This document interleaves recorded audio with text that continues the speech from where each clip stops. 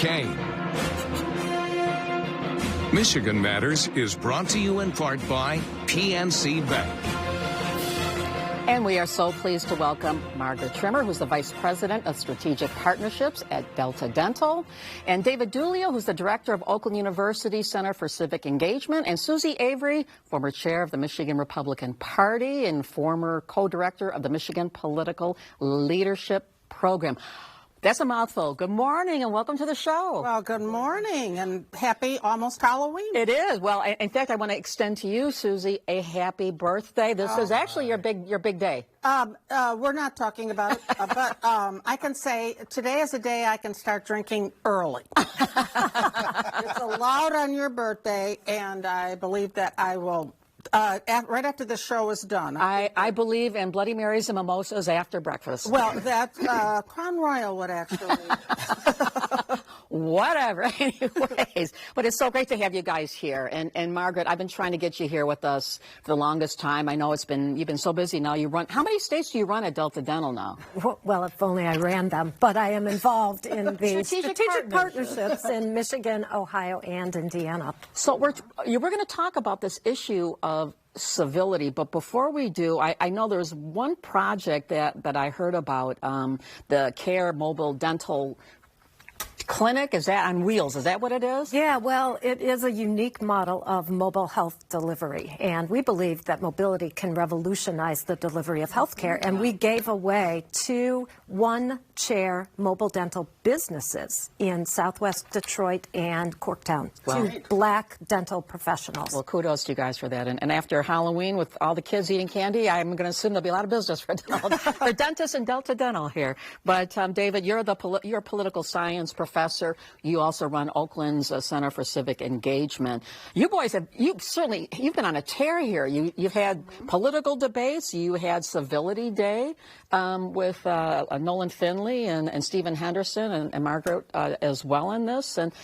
why is this issue of civility so important, particularly right now?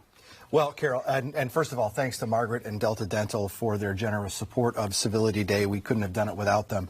And frankly, for supporting Nolan and Stephen's Civility Project. It's such a wonderful thing that is benefiting our region and state.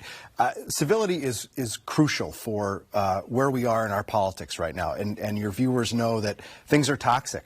It's a tough political atmosphere.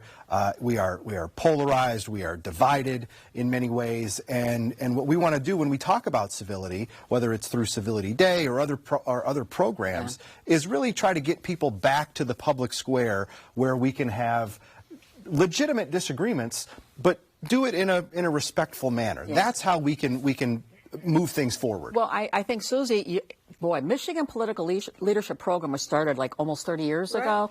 And again, the genesis of this back then was the incivility going on in Michigan politics at the time. You have been co-director of it. I know you're still involved with the organization that trains fellows every year. How do you see this issue of civility, particularly in our region? You know, what's interesting, 30 years ago when they started, it was right after they put term limits in, and that kind of started a bunch of new ideas. But what Michigan Political, we call it MPLP, does, which is different from other organizations. It's actually the only one in the United States that does it this way. We take, for a year, we take 24 people. These aren't college kids. These are like between the ages of maybe 30 and 65. They want to run for office, okay. But so we take them one weekend a month, and we bring in speakers, how the budget runs, that all stuff. But what we also do is for one night, we put them up in a hotel room, and of those 24 people that are picked, 6 are Democratic men, 6 are Democratic women, 6 are Republican men, 6 are, and what we do is we put a Democratic man with a Republican man in the same hotel room overnight. Everybody goes, oh.